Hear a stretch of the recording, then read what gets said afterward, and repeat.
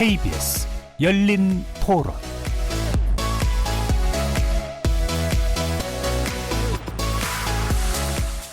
여러분 설날 즐겁게 보내고 계신가요? KBS 열린 토론 배종찬입니다.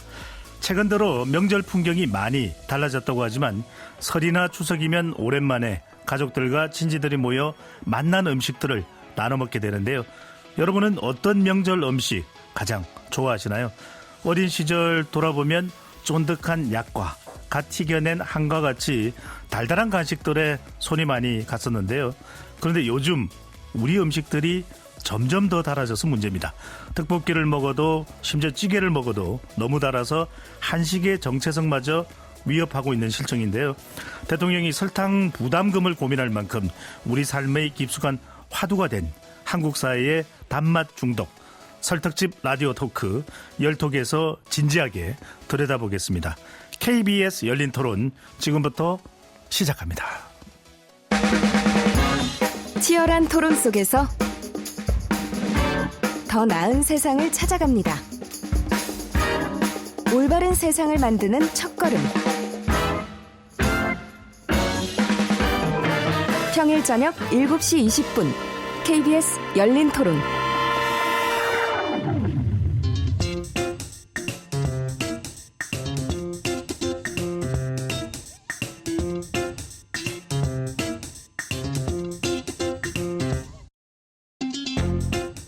오늘 열린 토론 함께해 주실 세 분 소개합니다. 2030 세대의 시선으로 한국 정치와 사회 변화를 분석해온 전문 칼럼니스트이자 평론가시죠.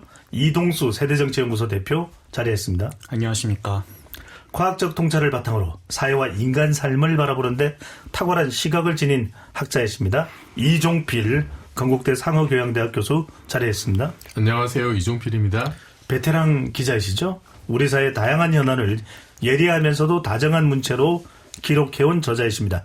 장일호 시사인 기자 함께합니다. 네, 반갑습니다. 장일호입니다. 네, 세 분 설명절 연휴 어떻게 보내고 계신지요? 먼저 장 기자님부터요.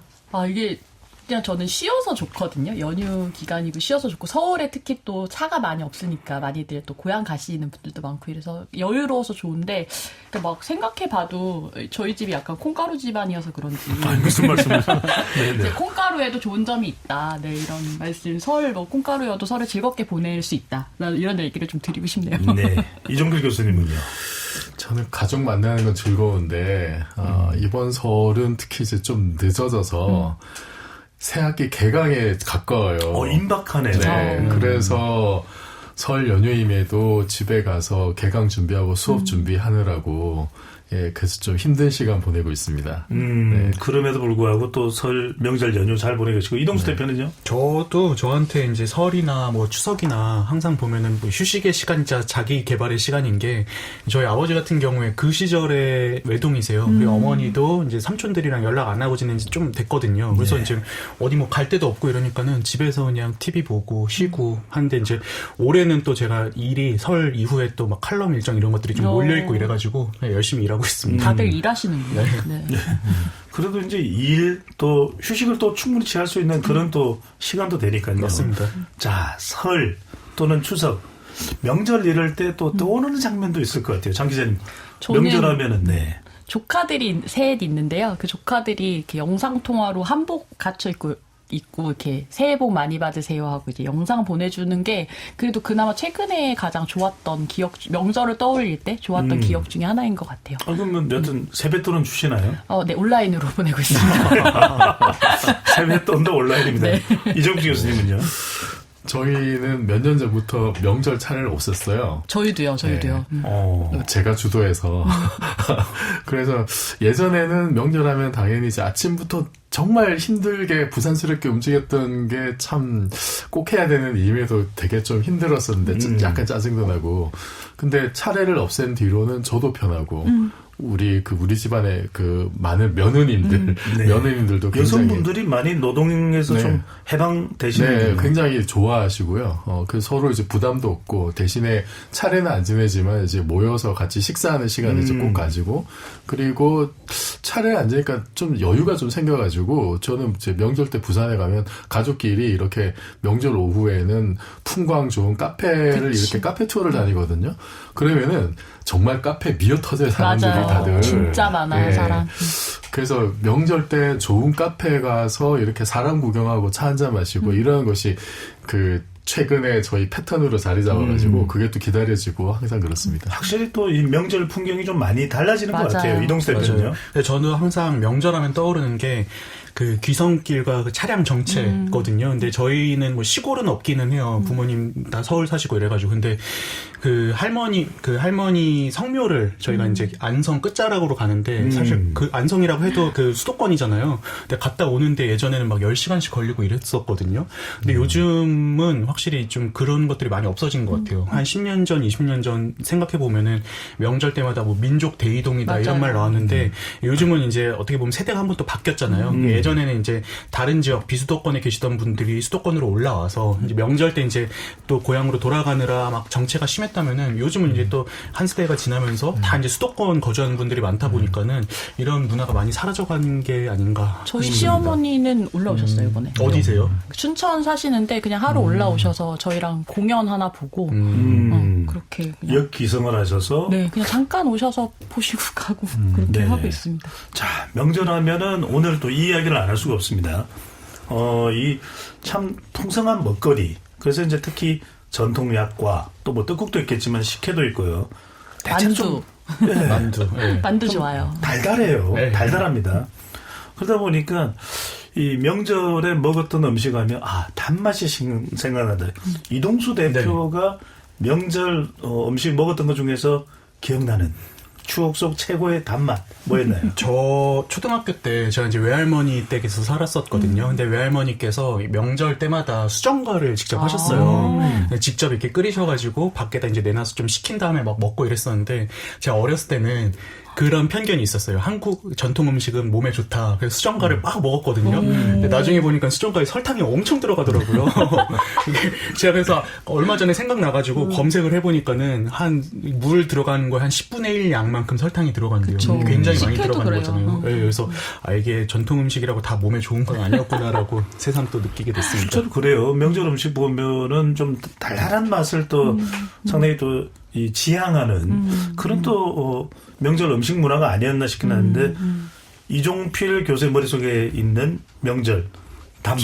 저는 단연 식혜. 근데 제가 이제 부산 출신인데 경상도 지방 쪽은 이제 감주나 단술 이렇게 부르거든요. 맞아요. 원래는 이게 식혜하고 감주는 좀 다른 카테고리인데 감주는 말 그대로 알코올이 들어간 술이긴 합니다만 경상도 지방에서는 식혜를 그냥 감주 내지는 단술이라고 불러요.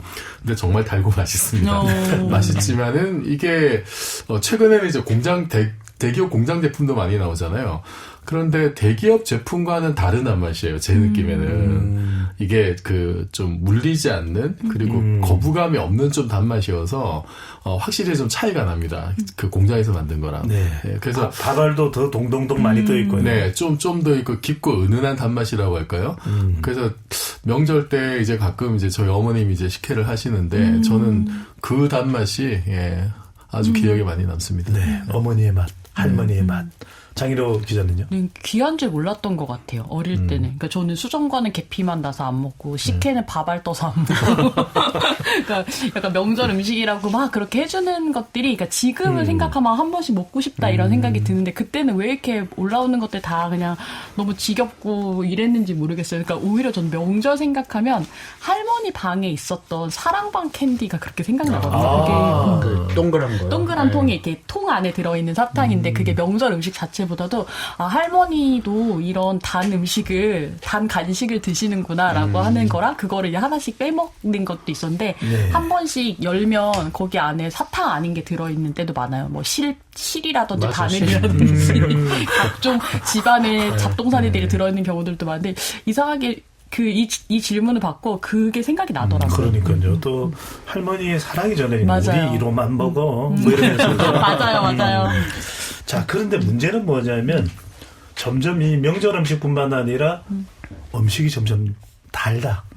이게 결국에는 건강 문제로도 이어질 수 있을 텐데 세 분도 예전에 어머니가 해주시는 음식, 뭐 짠 음식도 있어요.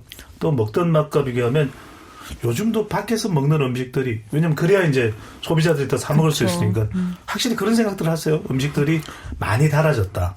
네, 한식이 좀 많이 달아진 게 좀 느껴지고, 뭐, 저보다도 이제 외국에 오래 살다가 한 번씩 들어오시는 분들이 그런 증언들 많이 하시더라고요. 아니, 왜 한국 음식이 왜 이렇게 달아졌지? 그런 증언들을 많이 하십니다. 제가 최근에 겪은 거는 동네 그 지인하고 이제 동네 치킨집에 갔었는데, 마늘 치킨을 먹었거든요. 그 마늘 치킨은 마늘의 알싸한 맛에 먹는 거잖아요. 그런데 알싸한 맛을 잡느라고 그랬는지 단맛이 무지하게 치고 들어오더라고요. 근데 이게 좀 약간 기분 나쁜 단맛과 기분 나쁜 매콤한 맛, 이게 조화를 이루지 못하고 그런 경우가 있었고, 또 다른 사례는 장례식장에 한번 갔었는데, 거기 이제 뭐 육개장이 나오는 경우도 있는데 거기서는 그 소고기 묵국이 나왔습니다. 저 굉장히 이제 좋아하는 음식인데, 이게 얼큰한 맛이 있으면서도 설탕물이더라고요. 완전히. 정말 깜짝 놀랐습니다. 야, 이게 한식이 많이 달아졌다고는 하는데 장례식 음식까지도 이렇게 달아졌구나. 그러니까 다른 그 반찬들도 이게 단맛이 좀 많이 느껴지더라고요. 그래서 이 소고기 묵국에 설탕 때려 붓는 거, 이건 좀 선을 넘은 거 아닌가라는 생각이 좀 들었습니다. 아니, 요즘에는 뭐 이제 김치에도 설탕이 들어가고 뭐 떡볶이 이야기도 나오는데, 전통적인 발효 음식은 그렇게 설탕 같은 단 재료들이 많이 들어가진 않거든요. 이동수 대표가 보기에도 뭐 젊은 세대 입맛에서 보기에도 많이 달달한 생각을 해요. 근데 저는 솔직히 한식 먹으면서 달아졌다고 느껴지진 않아요. 그러니까 예전에 먹는 거랑 지금이랑 큰 차이는 없는 것 같긴 하거든요. 제가 느끼기에는. 근데 이건 확실한 것 같아요.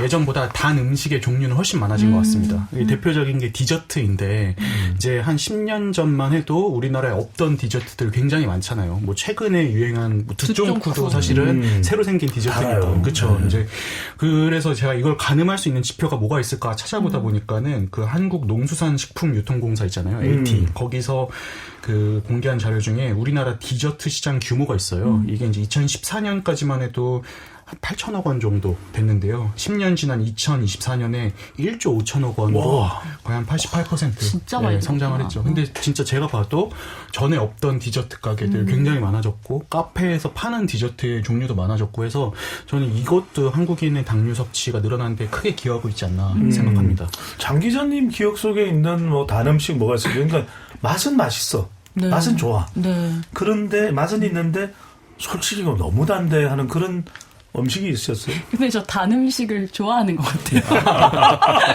근데 제가 진짜로 그런가 해가지고 뭐 이거를 증명할 수 있는 자료가 있나 찾아보니까 그 질병관리청에서 당류 관련해가지고 그 총 당류 섭취량 이런 거를 이렇게 조사해 놓은 게 있더라고요. 근데 2016년에 이제 67.9g. 근데 이게 2023년에는 59.8g으로 감소하거든요. 오히려 그러니까 숫자 자체로는 정말로 우리가 정말 달게 먹고 있나라고 했을 때 그렇지는 않다. 숫자 자체는. 근데 그런 것 같아요. 밖에서 먹는 음식이라고 하는 게 더 달아진 건 확실히 맞는 것 같아요. 그러니까 집에서 이렇게 엄마가 보통 해주던 그런 음식이나 혹은 제가 해먹거나 이랬을 때랑 다르게 뭔가 좀 실제로 음료나 커피 전문점 같은 것들이 되게 많이 생겼잖아요. 그러면서 또 거기서 먹는 액상과당 이런 종류가 좀 있는 것 같고, 외식할 때 그 먹는 프랜차이즈에서 먹는 아까 마늘통닭 얘기하셨지만 그런 소스 같은 것들도 다 표준화되다 보니까 단맛 위주로 이렇게 좀 잡아놓는 것 같아요. 그래서 이제 약간 그런 식으로 밖에서 먹는 음식들이 좀 많아지면서 더 그렇게 느껴지는 거 아닐까라는 생각이 들긴 하는 것 같아요. 저는 이제 단 거에 대해서 별로 경각심 없이 먹는 편이긴 저도요. 하거든요. 네. 근데 저도 먹으면서 이거는 진짜 혈관 괜찮을까 걱정을 했던 게 한 도너츠 4, 5년 전부터 유행을 한 브랜드예요. 근데 여기가 이제 일반 도너츠가 아니라 도너츠 안에 도너츠 크기만큼의 커스터드 크림 같은 게 들어가고 겉에는 이제 설탕 그 슈가 파우더로 이렇게 칠한 거거든요. 근데 저는 제가 먹으면서도 이거 괜찮을까 막 죄책감이 들 정도로 말만 들어도 졸려요. 근데 또 너무 맛있어서 또 종종 사 먹긴 합니다. 네. 맛있으면 0칼로리라고 얘기를 합니다만 과학적 근거는 없습니다. 네. 과학자 냉정. 그런데 이제 이유에 대해서 단맛에 왜 이렇게 중독이 될까라는 이제 분석을 보면 이정필 교수님, 이 분유 세대의 등장이다 이런 이야기가 나옵니다. 분유 먹고 자란 세대가 설탕 맛을 더 좋아한다. 이 분유 안에 이제 설탕 성분이 들어가니까 70년대 이후 분유가 보급되면서 우리가 아기 때부터 단맛에 길들여진 거 아닌가? 그 이유도 있을까요? 제가 한번 찾아봤는데 이게 좀 사람마다 영향이 다를 수도 있을 것 같아요. 이게 모유에도 당분이 있다고 합니다. 보통 이제 100ml당 7.3g 정도의 당분이 있는데 당분이 사실은 가장 중요한 에너지원이거든요. 뭐 세포를 움직이게 하는 ATP를 만드는 그 중요한 성분이 이제 당인데 그래서 뭐 대표적인 당이 탄수화물인 거죠.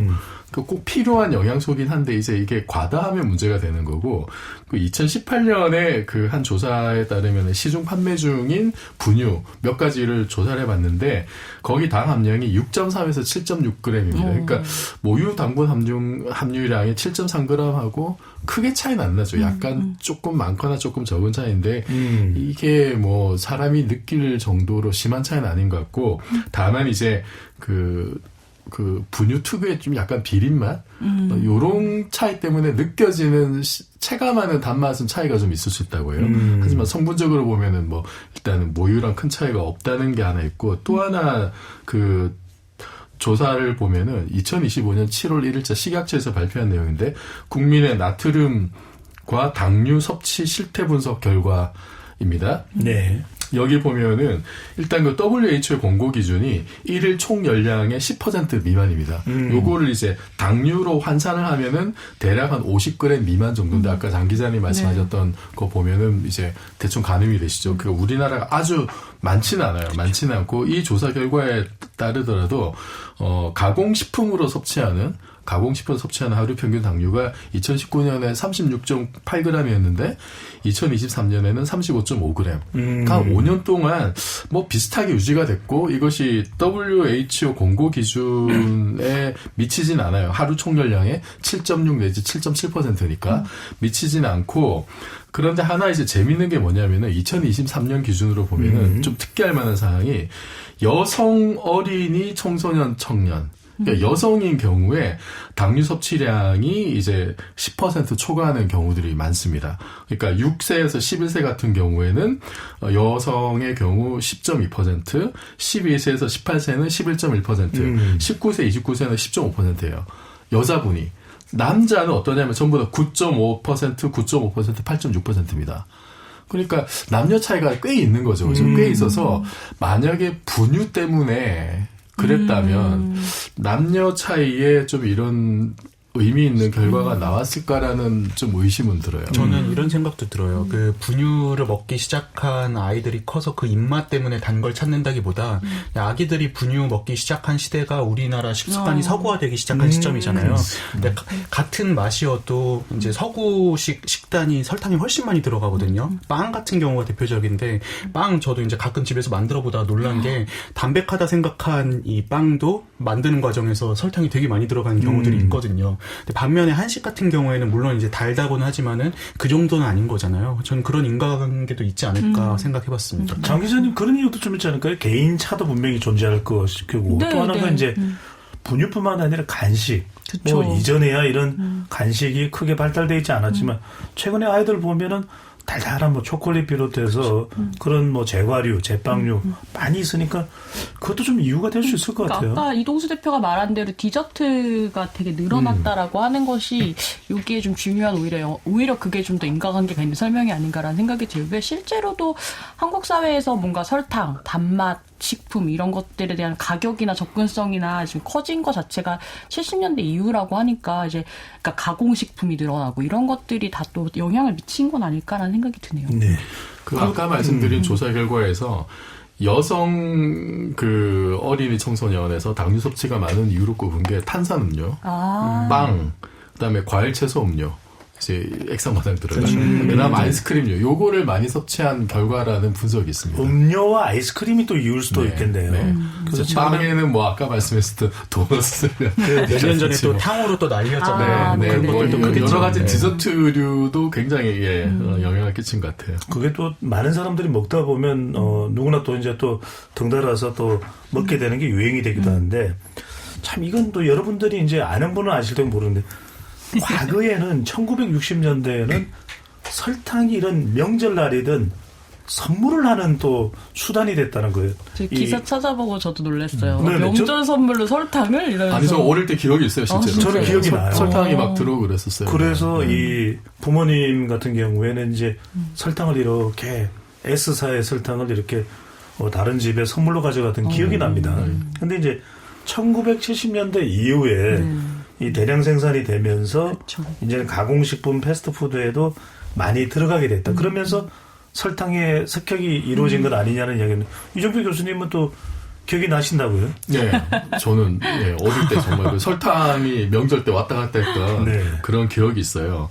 근데 그 아주 옛날에는 우리나라 같은 경우에도 이제 뭐 꿀이나 조청이나 이런 걸로 단맛을 냈는데 찾아보니까 설탕의 기원이 뭐 8,000년 전 뭐 뉴기니에서 유래한 사탕수수 이렇게 갑니다. 지금도 그 설탕 원료는 사탕수수죠. 그러다가 이제 2000년쯤 전에는 인도에서 그걸 이제 결정하는 제조법이 만들어지고 하지만 이게 뭐 대량 생산이나 이런 건 안 됐기 때문에 중세까지도 이제 매우 비싼 향신료였고 신대륙 발견한 이후에 서인도 제도나 남미 지역에서 이제 노예들을 많이 이제 이용을 해서 좀 이제 아픈 역사죠. 그래서 대량으로 사탕수수 재배하면서 좀 단가도 낮아지고 많이 서구 사회도 유입이 되고 한국에서는 보니까 이제 고려 명종 때 1260년 예, 이인노라는 문인의 이제 파 한 집에 처음 등장한다고 합니다. 이게 중국에서 중국 통해서 들여왔는데 그때도 이제 귀한 거니까 왕실과 귀족을 위한 약재로 이렇게 쓰였다고 해요. 현대적인 그 설탕 공장이 만들어진 건 1921년에 이제 일제시대 때 평양에 제당 공장이 설립된 적이 있고, 그리고 1953년에 이제 전쟁 끝날 때, 그때 제1제당이 부산 공장이 이제 처음 문을 열면서 국내 최초로, 백설표 설탕. 그때 처음 생산하기 시작했고 몇 년 안 있다가 이제 국내 소비를 거의 다 이렇게 충당할 정도로 그렇게 이제 자체 생산을 하게 되고 60년대 이후부터는 이렇게 음식 만드는데 설탕이 이제 좀 많이 추가가 되기 시작을 하고 그리고 이제 이런 분석도 있던데 98년 전후로 외식 문화가 예전에 비해서 그 이전에 비해서 폭발적으로 좀 증가하게 되는데 그러면서 설탕 소비량도 이제 외식 중심으로 이렇게 급격하게 증가한 게 아닌가 이런 분석도 있고요. 그렇죠. 그거 생각나요. 그 배탈 나면 엄마가 설탕물 타줬다는 거예요. 이게 그 약간 보상 주듯이. 아니 실제로 저도 기억이 나는 게 감기 걸렸을 때 약이 마땅치 않으면 설탕물을 마셨던 기억이 나요. 이게 이제 열량이 많이 이제 그래서 그런 거겠죠. 생겨서 탄수화물 소비가 많아서 그런 거. 여기서 가장 어린 이동수 대표는 모른다. 저는 브루땡 그런 거 먹었죠. 아니 술 먹고 숙취해서 할 때도 왜? 맞아요. 아니 근데 저울 저는 먹거나 뭐. 저도 이제 집에서 제가 이제 혼자 일하고 이럴 때 막 요리 해 먹고 하거든요. 근데 저희 집은 설탕 그거 뭐 1kg, 3kg짜리 하나 사면은 유통기한 몇 년 지날 때까지 먹어요. 그냥 생각만큼 이렇게 요리에다 설탕을 많이 안 넣어가지고 제가 도대체 그러면 이 많은 설탕을 누가 먹는가 제가 찾아보니까는 농식품부에서 2023년 10월에 국제 설탕 가격 동향 관련해서 이제 보도자료를 냈더라고요. 근데 우리나라 설탕 소비의 92%가 음료 제과 제빵이랍니다. 그러니까 사실 뭐 요리 뭐 이런 데도 들어가는 것도 있겠지만은 대부분 아까 얘기했던 저희 얘기했던 액상과당으로 음료에 들어가고 디저트에 들어가고 이게 좀 핵심인 것 같더라고요. 그래서 저희가 이제 뭐 건강에 대해서 얘기할 때도 사실은 이제 음식의 단맛도 물론 어느 정도는 신경을 써야겠지만은 이 디저트에 조금 더 이제 좀 주의를 기울여야 되지 않나 맞아요. 싶어요. 이 슈거의 유혹, 설탕의 유혹을 무시할 수만도 없습니다.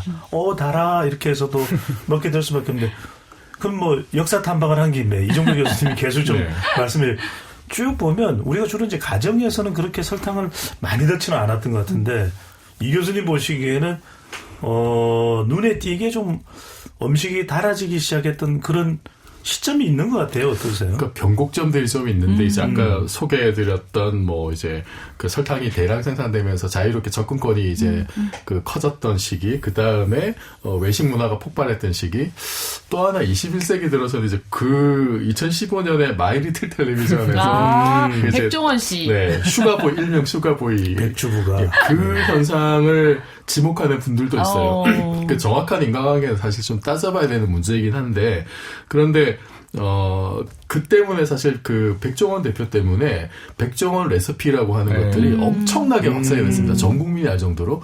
그래서 그 밖에서 먹는 음식 맛을 집에서도 손쉽게 낼 수 있는 그런 시대가 완전히 열려버렸죠. 완전히 열려버렸는데 근데 이제 한 가지 좀 논란이 있었던 게 정말 설탕을 좀 심하게 많이 쓰는 거 아니냐. 이제 이런 논란. 보는 사람들, 아니, 내가 먹는 제육볶음에 설탕이 저렇게 많이 들어가야 되는 건가. 저도 깜짝 놀랐고, 아마 많은 분들도 깜짝 놀랐을 것 같은데, 그래서 그게 좀 약간 부작용이라고 한다면은 설탕을 집에서 요리할 때도 백종원 레시피를 따라서 이제 제조를 하다 보면은 설탕을 많이 쓰는 데 대한 죄책감이 좀 이렇게 좀 그 장벽이 심리적 장벽이 많이 약해진 거 아닌가. 네. 그리고 또 다른 한편으로 같은 외식업을 하시는 분들도 아, 우리 집 장사가 안 되는 게 저것 때문인가? 저 정도까지 쓰진 않는데. 그러니까 나는 저렇게까지 안 쓰는데 우리 집 음식 맛이 조금 안 되는 게 저것 때문인가라고 생각했을 가능성도 있잖아요. 그러니까요. 직접적인 뭐 인과관계는 알 수 없지만 네.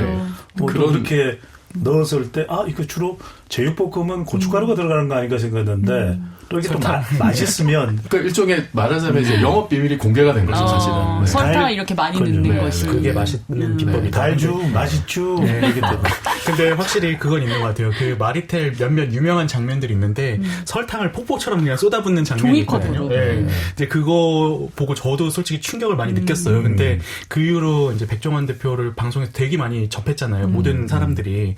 그러다 보니까는 이 설탕을 많이 쓰는 거에 대한 뭐 죄책감이라든지 이런 허들은 많이 낮아진 것 같긴 합니다. 확실히. 네. 자, 그럼 여기서 잠깐 노래 듣고 이야기 이어가겠습니다.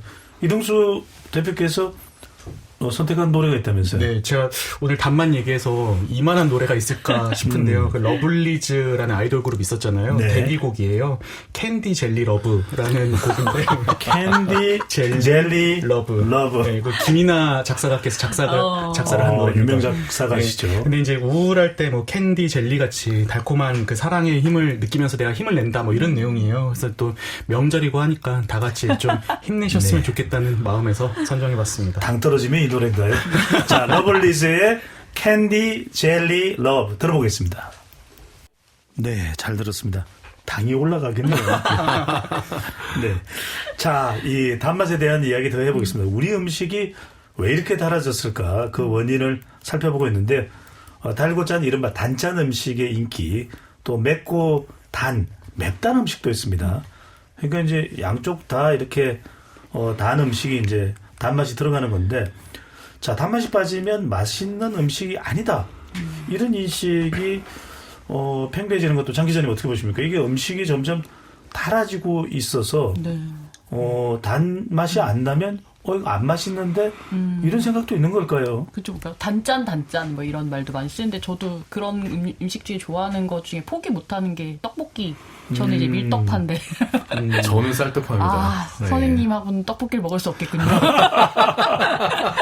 아니, 서로 안 싸우니까 더 좋은 거예요. 사실은. 좋은 거죠. 네. 네, 장 근데 기자님. 이게 짠맛이랑 단맛이 서로 약간 보완을 해주는 맛인 것 같아요. 그러니까 이제 뭔가 이렇게 한쪽 맛만 먹을 때보다 더 약간 만족스럽게 포만감 있게 좀 먹다 보니까 좀 그런 것들을 좀 이렇게 반복적으로 먹게 되는 것 같고 굉장히 단맛이든 짠맛이든 매운맛이든 즉각적인 보상처럼 느껴질 때가 있거든요. 특히나 이제 스트레스 받고 이럴 때 엄청 매운 음식 먹거나 이랬을 때 보면 뭔가 좀 스트레스 해소랑도 좀 연관이 되지 않나라는 그런 생각도 들고요. 그러다 보니까 좀 약간 단짠, 맵단 이런 식으로 음식을 좀 그러니까 일이 스트레스 안 받으면 되는데 사실 그런 건강식을 챙겨 먹을 수도 있는데 너무 야근하고 막 늦게 들어가는 날 이럴 때 그런 것들을 좀 찾게 되는 것 같아요. 그러니까요. 음식으로 이제 그런 스트레스를 보상받는다라는 이야기 하시는 분들도 꽤 많은데 이동수 대표가 좋아하는 단짠 메뉴, 맵단 메뉴 있어요? 저는 그 남자들끼리 식당 가면은 메뉴 통일해서 시키는 게 크게 두 가지거든요. 하나가 돈가스고 또 다른 하나가 제육볶음인데 저는 두 개 다 좋아하거든요. 네. 제육볶음이 생각보다 설탕이 많이 들어가긴 하더라고요. 그러니까. 네. 그래서 제가 자주 먹는 음식 중에 맵단이라고 하면은 결국에 제육볶음이 또 가장 대표적이지 않을까. 네, 싶습니다. 근데 이게 그런 말 있잖아요. 악플보다 무플이 더 안 좋은 거라고. 이게 음식에서도 맛이 좀 이상하게 간이 약해서 맛이 느껴지지 않는 것보단 차라리 맵거나 짜거나 이런 자극적인 게 훨씬 좋다. 그게 머릿속에 오래 남으니까 그거를 맛있는 맛으로 이렇게 여겨지는 어떤 그런 풍조도 있는 것 같고 그리고 단맛을 또 이제 단짠, 맵단 요런 그 맛이 유행을 하게 된 게 그 우리나라 음식에는 어쨌든 좀 맵고 짠 음식들이 좀 있잖아요. 근데 그거를 약간 눌러주는 가장 손쉬운 방법이 설탕 때려 넣는 거거든요. 저도 이제 집에서 가끔 요리를 하는데 간 맞추기 실패했을 때 제일 너무 좋은 많이 방법. 넣어서 가장 무난한 방법은 약간 죄책감을 내려놓고 그냥 설탕 때려 넣거나 뭐 올리고당 넣거나 뭐 단 성분을 많이 넣으면은 그러면은 어쨌든 좀 먹을 만해져요. 그래서 이제 그런 작업이 반복되다 보면은 더 매워지면서 더 달달해지면서 그 둘이 어쨌든 강렬한 자극의 맛으로 기억에 남으면서 아 이건 맛있는 맛이야. 그게 또 스트레스 해소에도 도움이 되고 그런 효과도 있지 않을까 싶습니다. 저는 그 설탕이 점도를 높이잖아요. 점도를 높이니까 또 이제 음식 먹을 때 감칠맛이나 이런 게 더 느껴지게 좀 하는 측면도 있는 것 같아요. 네. 제육볶음 먹고 싶어요. 자, 흑이짐은 좀, 네네, 참아주시고요. 방금 전에 이제 이종필 교수께서 그 이야기 했는데, 스트레스 쌓일 땐, 이건 뭐 장 기자님도 하신 말씀인데, 단 게 최고다. 저도 이제 좀 힘들어질 때, 아주 좀 달달한, 뭐 드세요? 저는 초콜릿 같은 거 좋아합니다. 이제 하나씩 두 개씩 먹으면 좀 힘이 나요. 근데 이제 실제로 매운맛은 엔도르핀을, 단맛은 기분을 좋게 하는 호르몬을 나오게 한다고 이제 분석한 그런 또 결과들도 있는데, 이게 기분이 울적하거나 일이 안 풀릴 때 맵고 단 음식, 포기 못하는 단맛이 있다면, 아까 이제 뭐 네, 떡볶이 저는 이야기를 떡볶이. 하시긴 했습니다만 좀 절대적 단맛도 있지 않을까 싶은 생각이 드는데, 이동수 대표는 그런 게 있어요. 야, 이거 한번 정말 딱 먹고 나면 힘이 그냥 확 날 것 같은데, 뭐 그런 거 먹어봤던 거. 저는 뭐 꼭 힘이 난다기보다는 항상 밥 먹고 아이스크림 안 먹으면 허전하더라고요. 좀 입가심하는 느낌도 있는 것 같고. 디저트가 습관이 예, 됐구나. 근데 이제 이게 꼭 뭐 저의 어떤 제가 그렇게 생각해서 이렇게 먹는 게 아니라 신체적으로 또 이걸 좀 유도를 한다고 해요. 실제로 이제 밀가루라든지 설탕 이런 거 원료로 하는 이 단승당 같은 경우에는 이게 소화가 빨리 되는데 그럼 이제 빨리 이제 포도당으로 전환이 되고 포도당이 이제 인체 안에서 급격히 이제 증가하게 되면은 이 췌장이 놀라가지고 이 인슐린 분비를 촉진한다고 합니다. 근데 또 이제 인슐린이 분비되니까는 또 이제 단맛이 더욱 당기는 이게 악순환이 반복되는 거라서 저 이거 보면 이번에 이제 방송 준비하면서 아 이거 좀 적당히 좀 관리할 필요는 있겠구나라는 생각을 좀 했어요. 예. 저는 단 거는 그렇게 막 생각이 안 나는 것 같아요. 근데 매운 거는 엄청 땡길 때가 있는데, 그 요즘 전 또 조카들이 초등학교, 중학교 이러다 보니까 보면, 마라탕, 마라샹궈, 이거를 또 엄청나게 먹더라고요. 좋아하는 분들 많아요. 그러니까 진짜 식습관이 되게 많이 바뀌었다라는 느낌이 받았어요. 그러니까 저희 때 이렇게 학교 앞에 떡볶이집 가고 막 떡볶이 먹고 이랬던 그 피카츄 돈가스 먹고 이랬던 것들이 떡튀순. 네네. 지금은 그냥 마라탕, 마라샹궈 이런 걸로 많이 바뀐 것 같더라고요. 그 3년 전에 탕후루 한창 유행했잖아요. 근데 그때 이제 청소년들 코스가 일단 맞아요. 식사로 마라탕 먹고 그 식후에 이제 디저트로 탕후루 먹는 거거든요. 네. 그게 아주 마라탕으로. 매운 것과 아주 단 거를 거. 동시에 이렇게 맵단이네요. 네. 근데 실제로 뭐 이렇게 아이스크림을 자주는 아니죠. 자주 먹으면 좀 이제 건강에 안 좋을 수도 있겠죠. 근데 이제 저는 아이스크림을 몇 년 전에 끊었습니다. 아, 끊으셨어요? 네, 굉장히 좋아했는데 이거는 정말 내 몸을 죽이는 음식이구나 싶어서 큰 결단에서 아이스크림 거의 안 먹고 있고요. 하지만 제가 끊지 못하는 게 믹스커피입니다. 비슷한 거 아니에요? 필요해요. 믹스커피 학교에서 아이스크림을 필요하죠. 드시는 게 낫지 않아요? 그런 생각도 가끔 했어요. 근데 뭐 많이 먹지는 않지만 예를 들어서 학교에서 이제 강의를 하고 나서 중간에 잠깐 이제 틈이 나면은 그때 마시는 믹스커피 한 잔은 정말 다른 무엇과도 바꾸기 어려운 어떤 그런 저만의 어떤 배터리 역할 이런 역할을 하고 있고 남자분들은 또 공감하실 텐데 군대 가면 초코파이나 초코 음식 달달한 게 그렇게 땡기거든요. 이제 저는 그 전문 연구 요원으로 이제 병역 특례로 4주 군사 훈련만 갔다 왔었는데 기억에 남는 게 그 추운 겨울날 이제 행군을 하는데 그 몰래 제 옆에 있는 동료가 몰래 숨겨둔 꽝꽝 얼어붙은 초코파이를 저한테 하나 주더라고요. 진짜 맛있죠. 너무 맛있을 그래서 이제 것 들키면 같아요. 안 되니까 한 입에 입안에 다 때려놓고 이렇게 녹이면서 먹었던 기억이 나는데 그 초코파이 맛은 제가 평생 잊지 못할 것 같아요. 그래서 제가 예전에 등산을 자주 다닐 때도 이렇게 뭔가 체력을 많이 쓰고 그럴 때를 대비해서 초코바라든지 초코파이 같은 거 뭐 우리 서울 시내 산에서 그럴 일이야 뭐 많이 없겠습니다만 혹시나 이제 뭐 무슨 뭐 조난을 당한다든지 그 비상식량 같은 것도 약간 좀 필요할 수 있으니까 그때는 또 이렇게 달달한 것들을 또 이제 가져가게 되더라고요. 실제로 이 단맛이 이제 혀 수용체 통해 가지고 뇌에 자극을 줘서 도파민 분출도 시키고요. 또 세로토닌이라는 걸 분비를 촉진시키는데 좋은 이게 이제 거네요. 심리적인 안정감을 준다고 해요. 네. 네. 네. 행복 호르몬이라고 행복 하죠, 호르몬이네요. 세로토닌이. 아니, 그러고 보면은 정말 이 짜장면도 맛있게 먹으면 단맛이 많이 나더라고요. 많이 나요. 맞아요. 그 양파도 많이 들어가고 네. 하기 때문에 아마 그런 이유가 아닐까 싶은데 자, 이러다 보니 최근 이재명 대통령이 설탕 부담금 도입을 언급했습니다. 건강 문제를 짚기도 했는데 만약 설탕이 많이 든 과자나 또 음료 가격이 오른다면 어떻게 될까요? 이게 외국의 경우에도 이제 설탕 부담금 같은 형태가 이제 부과되는 경우들도 있는데 자, 그러면 더 소비가 좀 줄어들고 또 건강을 챙기는 상황이 될지 아니면 난 당근 못 참지 이렇게 또 기꺼이 뭐 조금 올라간 가격을 낼지 이동수 대표는 어때요?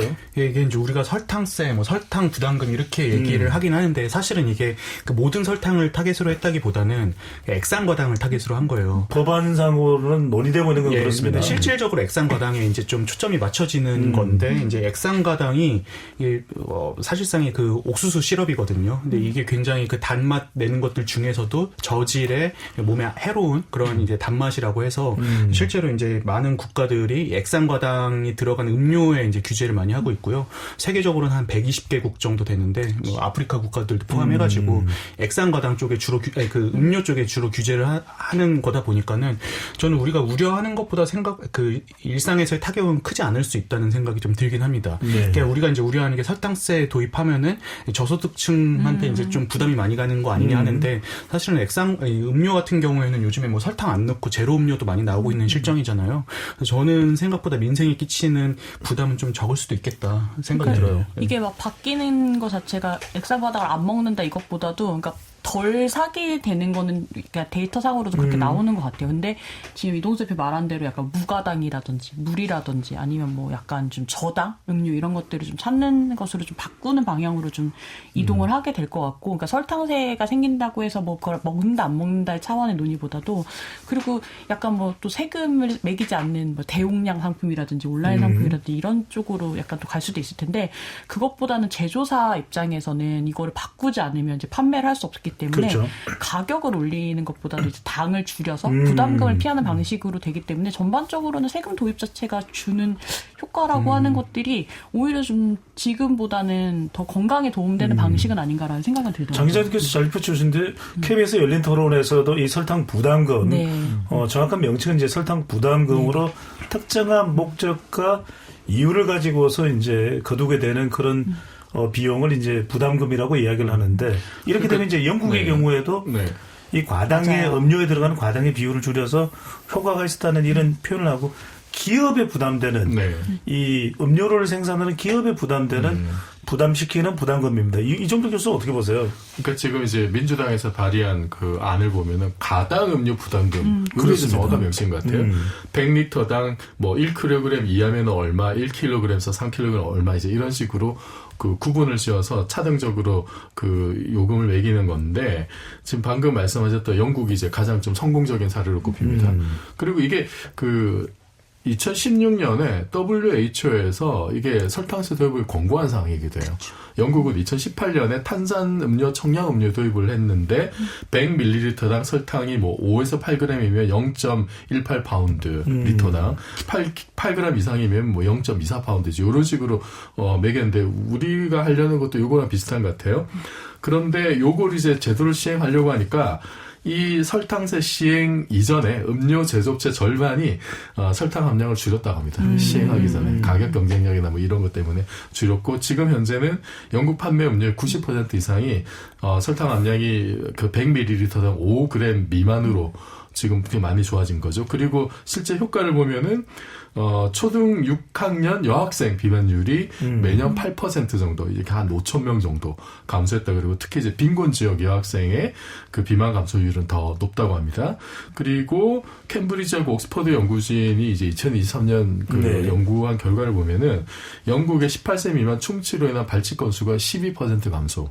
이 정도면 좀 의미가 있죠. 근데 이제 약간 조금 그 반대되는 어떤 의견도 있는데, 미국 캘리포니아 대학에서 연구한 결과를 보면, 이거 이제 2017년 논문인데, 설탕제 부과하면 이제 가당 음료 구매량은 줄어들지만 풍선 효과 때문에 다른 거를 이제 더 찾게 되는 경우도 케이크나 있어서. 그렇죠. 네. 과자라든지. 그래서, 네. 전체 칼로리 섭취량이 그만큼 줄진 않는다는 거예요. 가당 음료는 10% 줄어들면은 이제 칼로리 섭취량 감소는 뭐 5%가 안 되는 정도다. 예, 풍선 효과가 있을 수밖에 없다는 점도 고려해야 될 것 같습니다. 이동수 대표는 어떻게 네. 보세요? 그러니까 이제 말 그대로 소비가 많은 젊은 세대는 이제 여름철에 특히 음료를 많이 또 구매를 하니까 이렇게 과당 자체가 줄어들면 좋은데, 앞서 이제 옥스퍼드나 케임브리지의 연구처럼 영국은 또 이렇게 섬으로 돼 있는 국가이기 때문에 또 유럽 대륙하고는 동떨어져 있거든요. 근데 노르웨이의 경우에는 유사한 제도를 채택하려고 그랬다가, 그러면 이제 소비를 다른 인근 그쵸. 또 국가로 간다라는 거예요. 그래서 이제 그것이 과히 성공적이지 못했다. 물가만 좀 올라가고. 어떻게 보세요? 근데 이게 그 가당이 들어간 음료를 이제 대체하는 과정이 갑자기 이루어지면은 소비자들의 거부감이 꽤 클 것 같은데요. 근데 우리나라 같은 경우에 이미 한 3, 4년 전에 제로 음료 열풍이 한번 확 불었잖아요. 거의 웬만한 탄산 음료나 뭐 과일 음료 같은 거는 또 제로 음료도 같이 병행해서 나오고 있는 실정이거든요. 저는 그래서 이제 액상과당이 들어간 음료의 가격이 오른다고 해서 소비자들이 막 아주 이렇게 거부감을 느끼고 이러지는 않지 않을까. 그러니까 우리나라는 이미 이제 제로 음료 열풍이 분 상황이기 때문에 그 설탕세 도입에 따른 그 이제 효과들을 수용하는 데 있어서 다른 선진국들보다 조금 더 용이하지 않을까라는 생각이 들기는 해요. 그러니까 그렇게 제로- 거부감이 크지는 않을 것이다. 네, 제로 서 기자님. 자체가 옵션이 이미 된 것 같아요. 어디를 가도 제로 옵션이 있기도 하고, 그러니까 이게 단순히 유행의 문제라든지 건강의 문제라든지 이것보다 그냥 아예 그 선택 패러다임 자체가 패러다임 좀 자체가 좀 많이 바뀌었다라는 생각이 드는데, 실제로 그 편의점에서 탄산 음료에서 제로 슈가 제품 비중이 2021년에 있는 뭐 22.5% 이 정도였는데, 그게 2023년에는 41.3%로 와. 커졌거든요. 근데 예. 올해 1월에는 탄산에서 제로가 54.5%로 절반 이상이네요. 절반 이상이 된 거예요. 그러니까 이 정도면 이거는 뭐 유행이다 이게 아니라 사실상 편의점에서 진열하거나 혹은 이제 소비자들이 구매하거나 이거에 대한 기본값 자체가 바뀌었다라고 보는 게 좀 가까울 것 같아요. 패스트푸드점도 보면은 이제 콜라나 뭐 사이다뿐만이 아니라 뭐 체리콕 같은 경우에는 사실 수요가 그렇게 많지는 않잖아요. 그쵸. 근데 체리콕도 제로 음료로 같이 이제 좀 제시가 되는 데들이 있더라고요. 그래서 저도 거의 한 근 몇 년 동안 이제 패스트푸드점 가서 햄버거 세트 시킬 때 저는 제로 아닌 걸 먹어본 기억이 거의 없는 것 같습니다. 맛 없지 네. 않아요? 아니 근데 장 기자님 말씀하신 대로 이 부분을 이종규 교수가 좀 알고 계시는 좀 여쭤봐야 될 게, 가서 이제 제로 이렇게 해서 마셔요. 근데 또 달달해. 근데 이건 또 탄산 음료기네요. 그쵸. 그래서 이게 괜찮은 건지. 그러니까 네. 어떻게 보면 설탕 과다 음료를 마신다라는 것에 대해서 자기 안심을 하고 있는 거 아닌가. 이 교수님 어떻게 보시죠? 제로면 괜찮은 겁니까? 이게 이제 대체당을 써서 그 설탕 소비를 줄이겠다는 건데, 그 스테디아나 이제 스쿠랄로스 같은, 스쿠랄로스는 합성 감미료인데 얘네는 단맛이 설탕보다 수백 배라고 합니다. 스쿠랄로스 같은 경우 600배 와. 단맛이 난다고 해요.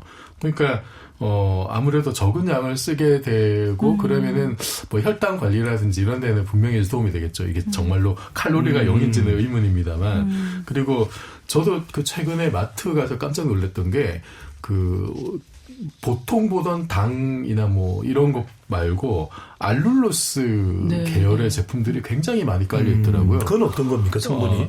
요거도 그 천연 유래한 대체당인데, 이게 그 각광받는 이유 중에 하나가 알룰로스가 설탕하고 가장 유사한 맛을 가깝다. 내는, 가장 가깝고, 특히 이제 그 바디감이라고 하죠. 묵직하게 끝까지 끈적한 치고 느낌. 뭐 나가는 단맛. 예, 요것이 다른 대체당보다 좀 우월하기 때문에 알룰로스를 또 많이 찾는다고 하고요. 그래서 다른 거, 예를 들어서 좀 뭐 식물 유래한 천연 대체장 중에 뒤끝이 약간 좀 쓰고 쌉싸름하거나 이런 거는 스테비아 맞아요. 그러니까 약간 조금 씁쓸해요. 약간 뒷맛이 약간 좀 그렇다는 느낌이 드는 경우가 있는데 그래도 뭐 건강하다면 뭐 그래서 이런 대체당들이 어쨌든 이제 뭐 잘 쓰면 효과는 있는데 물론 과다 섭취하게 되면은 부작용이 당연히 이제 있을 수 있습니다. 예. 그렇다고 그래서 대체당이라고 해서 뭐 무조건 많이 섭취하는 거는 좀 생각을 해봐야 되고 지금 식약처가 인정한 대체 감미료가 총 22종이나 된다 그래요. 꽤 많네요. 예, 그래서 뭐 합성 감미료도 있고 천연 감미료도 있고 천연당에서 만든 것도 있고 그 선택의 폭이 좀 많이 넓어지는 건 확실한 것 같습니다. 그런데 아까 장 기자님 말씀하신 그 부분을 좀 안 돌아볼 수가 없는 게 이동수 대표 어떻게 보세요? 그러니까 이 음료 쪽에서는 뭐 스테비아나 알룰로스로 대체를 할 수 있다더라도 나 좀 단맛 부족해. 케이크를 아주 단 걸 먹어버린다. 그럼 또 효과가 없는 거 아닌가? 의미 없죠, 그건. 근데 그건 뭐 개인이 그냥 계속 경각심 갖고 이제 접근하는 수밖에 없는 것 같은데, 다만 그 차이는 있는 것 같아요. 케이크는 단 걸 먹으면서 내가 그래도 당을 얼만큼 먹는다는 인식을 하잖아요. 근데 콜라 같은 거는 이게 설탕이 얼마가 들어가는지 우리가 인지하지 못한 채 마시는 경우들이 되게 많거든요. 근데 그 350ml짜리 그 캔 있잖아요. 우리 뚱캔이라고 부르는 그 콜라 그 캔 하나에 각설탕으로 치면 10개가 들어간다고 합니다. 근데 우리가 이런 생각 안 하고 먹잖아요. 생각보다 많이 안 들어가요. 아, 그래요? 아니 근데 각설탕으로 이야기를 해주니까 확 들어오네요. 왜냐하면 보통 커피에 이렇게 탔을 때 하나, 두 개 두 뭐 개 이렇게 넣죠. 하잖아요. 네. 요즘은 하나도 많다고 생각해서 반을 쪼개서 넣는 분들도 계시거든요. 근데 10개면 많네. 저 아는 분이 그 5개 넣어서 드시거든요. 커피, 블랙커피에다. 저희 놀라잖아요. 그래서 네. 아니 그렇게 많이 넣어서 드세요 이러니까. 설탕을 드시는 거잖아요. 네, 근데 저한테 동수 씨 콜라 한 캔 먹으면 이거 2배 먹는 거라고. 네. 역시 콜라가 그래서 맛있구나. 콜라랑 비교를 해서 그렇게 또 설명을 하시니까 참 그렇긴 한데. 자, 여기서 노래 한 곡 또 들어보겠습니다. 우리가 또 명절이니까요. 이번에는 이종필 교수님의 추천곡입니다. 네. 어떤 곡입니까? 뭐 요즘 가장 핫한 곡이라고 할 수 있는 화사의 굿 굿바이. 네, 저도 여기 꽂혔어요. 요즘 계속 저도 모르게 하시나요? 머릿속에서 자동 재생되고 있는데 네. 손도 이렇게 막 따라가고요. 그래서 우리가 오늘 이제 설탕, 당분 이런 이야기하고 있는데 이 너무 단 것들과는 좀 좋게 이별하자. 네. 안녕은 우리를 아프게 하지만 건강할 거야. 이런 기분으로 선정했습니다. 알겠습니다. 굿 굿바이의 의미가 설탕과도 좋은 이별을 하자. 네. 이렇게 해서 하는 분이 계시네요. 자, 그렇다면 달달한 노래일 수도 있지만 설탕과는 이별을 하는 화사의 굿 굿바이 들어보겠습니다. 잘 들었습니다. 근데 노래가 너무 달콤해서 단 것과의 이별을 하기가 좀 어려울 것 같다는 생각 들었는데 노래로 단맛을 대체하면 되지 않을까요? 대체당이네요. 대체당이네요. 스테비아나 알룰로스 같은 화사의 굿 굿바이. 왜 자꾸 박정민 배우가 생각나는 이유는 뭘까요? 너무 좋아하시는 거 아니에요, 박정민 배우를? 장희로 기자님, 네. 일단 이 노래 듣고 나서 단 걸 좀 끊으실 수 있을 것 같아요? 좋은데 원래도 단 거를 그렇게 엄청 좋아하진 않는 편인데 실제로 제 친구 중에도 단 음식을 권하면 절교하겠다라는 정도로 엄청 싫어하는 친구들도 있고 이래가지고 예. 근데 주변에 그렇게 엄청 못 끊는다 정도까지는 아닌 것 같아요. 끊을 수 있지 않을까? 이동수 대표는요? 저는 못 끊을 것 같은데요. 근데 이제 끊으려고 노력은 좀 해봐야 될 것 같은 게 요즘에 그래도 저희가 이제 뭐 제로 음료 얘기하고 했잖아요. 근데 아이스크림도 보니까 저당 아이스크림 이런 것들이 이제 슬슬 나오기 시작을 하더라고요. 그래서 이왕 먹는 거 좀 저당 아이스크림으로 바꿔 먹는다든지 이러면 좋을 것 같은데 근데 이게 또 문제가 저당 아이스크림이라고 생각하고 먹잖아요. 그럼 또 저당이라고 생각하고 더 많이 먹게 안심하게. 네, 그러니까요. 그래서 안심하지 말고 평소 먹는 양만큼을 저당으로 먹어야 의미가 있지 않을까. 이거 비슷하게 소주가 네. 저당이나 뭐 무당으로 제로 무가당으로 소주 제로 막, 소주 네. 이렇게 나오는 게 그리고 사람들이 그러면 좋은 거 아니에요? 해서 막 5병씩 팔리고 이랬잖아요. 어쨌든 술인데. 근데 알코올은 또 이제 몸에 들어가면은 간에 여러 가지 작용을 그러니까요. 완전히 이제 정지시키고 알코올 해독에만 쓰이니까 몸에는 더 안 좋은 걸로 알고 있어요. 이게 당이 들어오면은 그거를 분해하게 잠깐 말씀하셨듯이 이제 뭐 인슐린도 나오고 여러 가지 조치들을 몸이 취하게 되는데 그 혈당을 급격하게 높이지 않고 낮은 상태로 유지하는 게 중요하다고 합니다. 그래서 가급적이면은 급격하게 당을 올릴 수 있는 음식들을 피해야 되는데 거기에 가장 나쁜 게 액상과당이라고 그래요. 아까 얘기했듯이 급격하게 이제 혈당을 올리니까. 그래서 탄수화물을 먹을 때도 정제된 탄수화물이 혈당을 빨리 올려서 문제가 되기 때문에 그러면은 사실 인슐린이 계속 나와도 이게 제어를 못하게 되면 더 많은 인슐린이 나오게 되고 그럼 이제 몸이 여기저기 문제가 생기는 거잖아요. 그런데 이런 작용의 최악이 이제 사실 알코올이 이제 그런 역할을 할 수가 있다는 거예요. 간에 어떤 그런 여러 가지 작용을 사실은 좀 그 중지시키기 때문에. 그럼 술 중에, 그럼 위스키 중에 이제 네. 리큐르라고 해가지고 네. 뭐 무슨 허니 막 붙은 술들 있잖아요. 그거는 알코올에 달기까지 하니까 그건 정말 최악이겠네요. 네.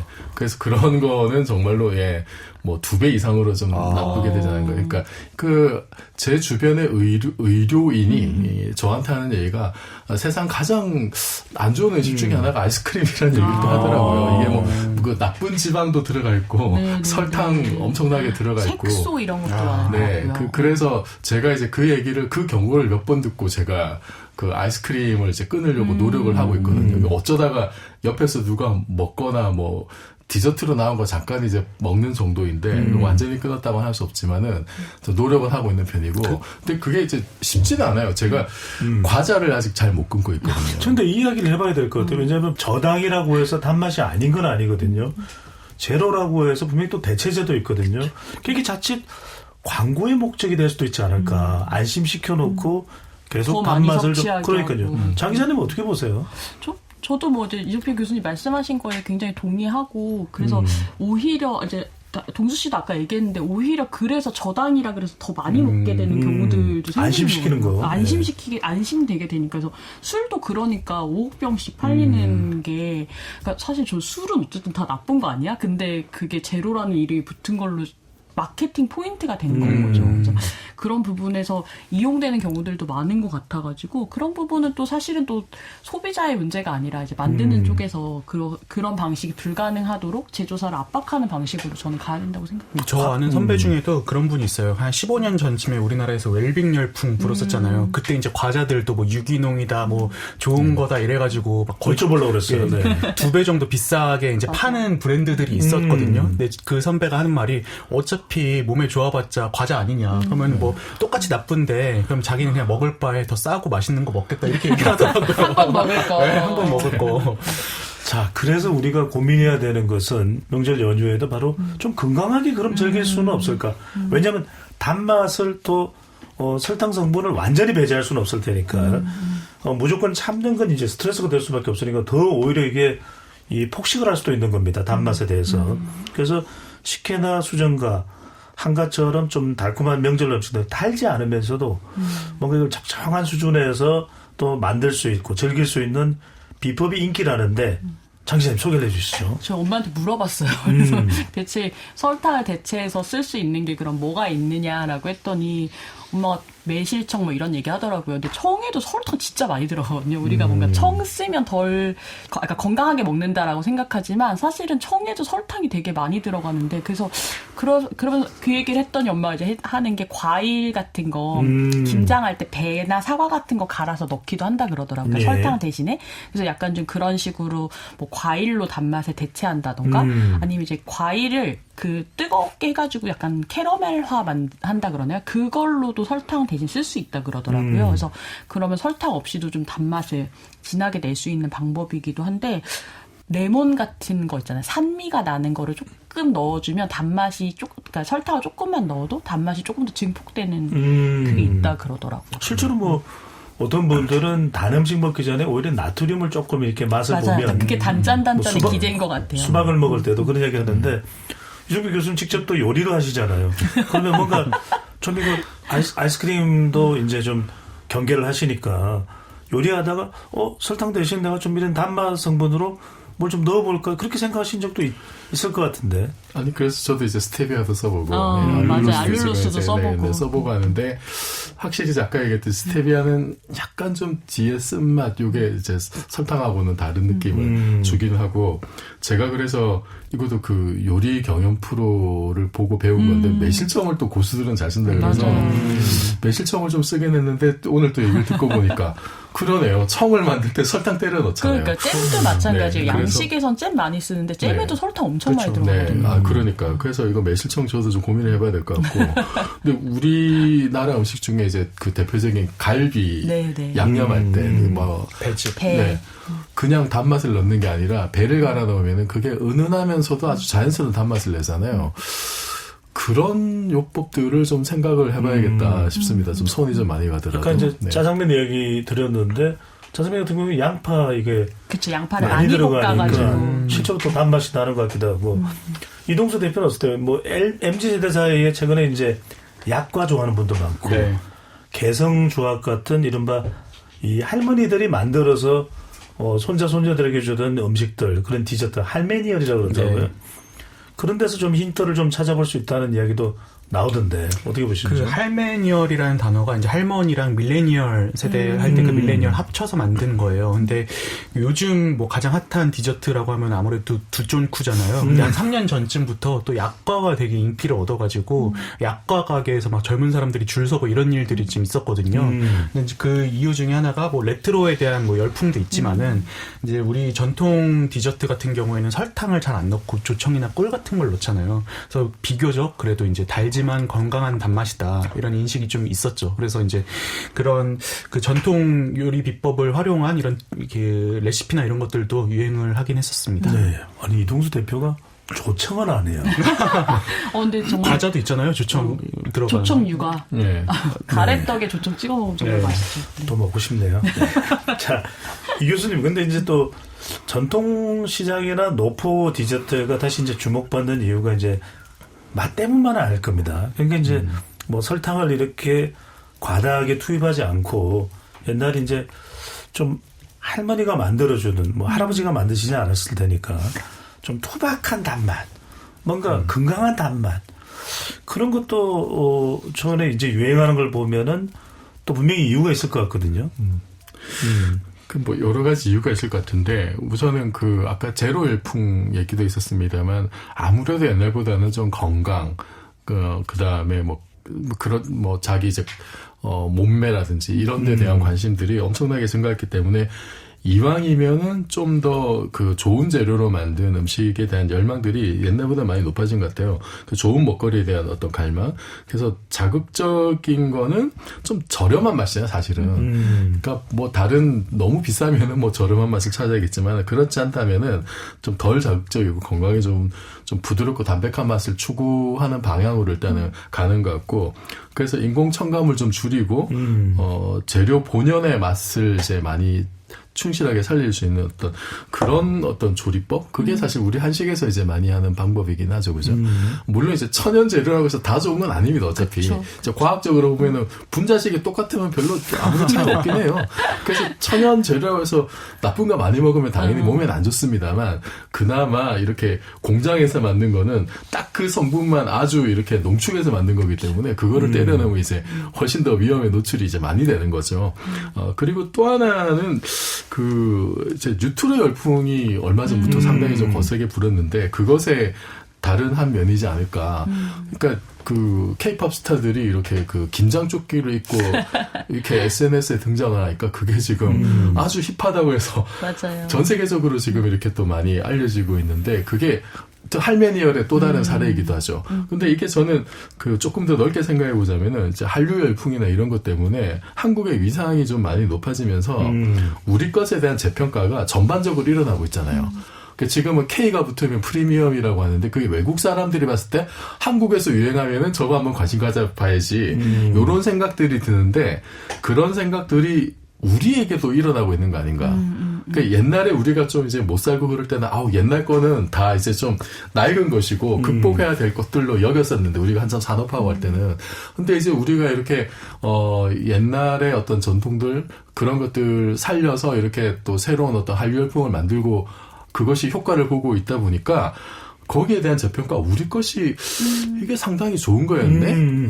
여기에 대한 우리 스스로의 재평가가 다시 나타나면서 옛날의 할머니들의 할머니 할아버지 세대의 먹거리 뭐 있는 것 이런 것들을 우리가 다시 한번 있는 그대로 재평가하면서 그러면서 신세대들에게도 상당히 좀 긍정적으로 작용한 게 아닌가 싶습니다. 그러니까 장 기자님 우리가 이제 요리 경연, 뭐 네. 흑백 요리사 같은 프로그램에서도 봤지만은 특히 이제 발효 음식 같은 경우 일단은 단맛이 맛있다는 생각이 있는 것 같아요. 네. 근데 이제 그렇지 않아도 발효 음식, 특히 선제선님의 이 사찰 음식 같은 것은 건강하면서도 또 어떤 그것을 맛본 외국인들은 스윗 이런 이야기를 하거든요. 네, 네. 달달하다. 그런 것도 참 우리에게 우리의 유산인 거죠. 그러니까요. 좋은 재료들을 우리가 갖고 있는 건 거고. 그래서 뭐 이제 간식으로 그래서 많이 권하는 것 중에 하나가 이게 저는 이제 옛날엔 저도 과자 이런 거 많이 먹긴 했는데 네.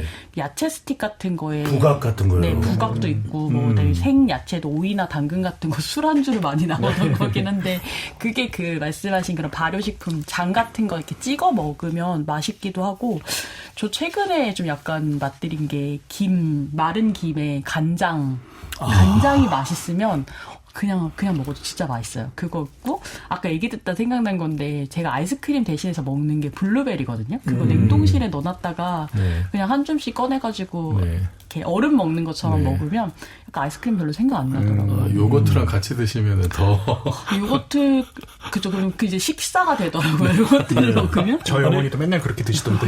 실제로 아이스크림 대신 홍시를 얼려뒀다가 맞아요. 그걸 아이스크림처럼 이렇게 떠먹어도 아주 건강한 진짜 그런 맛있어요. 다음에 이동수 대표가 맛본 이런 건강한 단맛 음식 뭐 생각나는 게 있으세요? 건강한 단맛이요? 네. 저는 근데 상대적으로 덜 나쁜 음식으로 아까 말씀드린 대로 제로 음료를 즐겨 먹습니다. 근데 이제 물론 제로 음료가 몸에 나쁘다고는 하는데 그게 이제 엄청 많이 먹었을 때지 평소에 뭐 하루에 뭐 한 캔, 뭐 2, 3일에 한 캔 이렇게 마시잖아요. 탄산음료 같은 거. 근데 그때 그냥 차라리 좀 이 제로 음료로 대체해서 먹는 것만으로도 그래도 이제 이 장기의 부담을 덜 주지 않을까. 저는 네. 그렇게 생각을 합니다. 저 같은 경우는 이제 건강을 좀 이제 신경 써야 될 때니까 야채를 이렇게 구워서 먹으면 그렇게 또 단맛이 나더라고요. 정말 맛있어요. 토마토도 이제 구워서 먹고 특히 이제 마 같은 이 야채를 구워서 먹으면 정말 이 단맛은 어디서 오지? 라는 생각이 들게 됐습니다. 대파도 구워서 먹잖아요. 진짜 맛있어요. 그리고 그거를 간장에다가 절여놨다가 하루 숙성해놓고 먹으면 나중에 이제 국수 같은 거 말아서 먹을 때 얹어 먹고 이러면 고명으로도 되게 좋더라고요. 네. 자, 단맛을 사랑하는 우리 청취자분들께 새해에는 정말 건강해야죠. 단맛 자체가 나쁜 것이 아니라 짧은 건강득담 단맛을 어떻게 즐기라는 또 어떤 또 건강득담이든 한마디씩 해주시면 먼저 이동수 대표부터요. 네, 요즘 좋은 대체제들이 많이 있는 것 같아요. 그래서 이제 평소에 즐기는 음식이나 이런 걸 포기하지 않더라도 얼마든지 건강하게 소비할 수 있는 방법은 많으니까는 올해는 이제 또 더 건강한 음식 드시면서 건강한 한 해 되시길 바랍니다. 네. 장현호 기자께서는. 네, 달콤한 것은 나눠 먹고 건강은 또 더 신경 쓰는 한 해가 되시면 좋겠다라는 생각이 듭니다. 네, 정말 득담 인사로 꼭 기억하실 것 같습니다. 이정민 교수님은요? 나쁜 거를 안 먹고 좋은 거를 잘 먹으면은 몸이 건강해진다는 거는 이거는 아주 단순하고 평범한 진리잖아요. 이게 실천하기 어려워서 그렇지. 그래서 좀 몸에 안 좋은 단 음식을 새해에는 딱 하나만이라도 좀 줄여보자. 내지는 끊어보자. 예, 저는 이제 아이스크림을 거의 끊고 있는 입장에서 이렇게 한번 추천을 드립니다. 지금 이제 과자에 도전하고 있는데 쉽지는 않습니다만, 여러분들도 딱 하나만, 많이도 말고, 크게 줄이거나 끊는 노력을 한번 시작해 보시면 어떨까 싶습니다. 작심삼일이 되지 말고 단단한 또 마음가짐을 해주시면 좋을 것 같습니다. 마무리곡 들을 텐데 이번엔 장희로 기자님 네. 어떤 선택을 하셨습니까? 저도 아까 이동수 대표님이 한 것처럼 좀 노래라도 달달한 걸 듣자라는 마음으로 온유의 마시멜로라는 노래 준비했는데요. 온유의 마시멜로요? 네, 마시멜로가 그 지구를 한 바퀴 돌아야만 빠진다라고 하는 그렇게 되게 열량이 되게 높은 식품으로 알려져 있는데, 그러니까 그만큼 이제 그런 사랑을 마시멜로에 비유한 노래거든요. 그래서 달콤함을 음식이 아니라 음악으로 한번 즐겨보셨으면 좋겠다는 가수 마음으로. 온유. 네. 네. 자, 설날 특집으로 준비한 KBS 열린 토론 이것으로 모두 마무리하겠습니다. 오늘 함께 해주신 이동수 세대정치연구소 대표, 이종필 건국대 상어교양대학 교수, 장희로 시사인기자, 세 분 말씀 감사합니다. 감사합니다. 네, 고맙습니다. 예, 끝으로 장희로 기자가 선택한 온유의 마시멜로 들으면서 마무리하겠습니다. 지금까지 KBS 열린 토론 배종찬이었습니다. 나